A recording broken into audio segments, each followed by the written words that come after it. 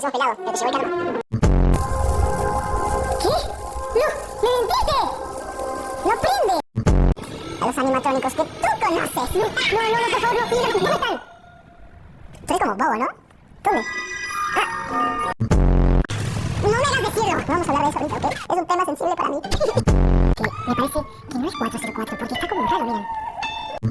Animatrónicos.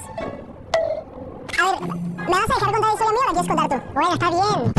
¡Ya 404! No, mi Fede, ey, de verdad, muchas gracias por recibirnos. Pero no aquí por venir, ¿verdad? No, con gusto. Vamos a ponerle un poquito de salsa al picante.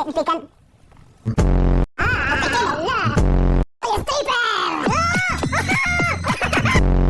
Avanzar en el juego ahorita. ¿Me entiendes? El pasado es historia. El futuro, un misterio. Y el hoy es un obsequio. Por eso se le llama presente. 404, ¿qué pasó? Jamás había escuchado algo tan real. ¡Volviste! ¿Este hijo de nuevo?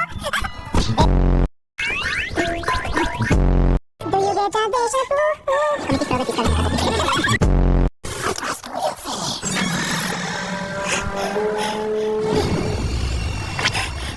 Ya sacrificate, güey. Tengo hambre, no mames. Tranqui. ¿En serio? Oye, tengo una misión. ¿Qué? Chécate. Traigo 2 escobas. ¿Eh? 2, sí. ¿Qué fue eso? ¡El lobo alienígena ultrasónico!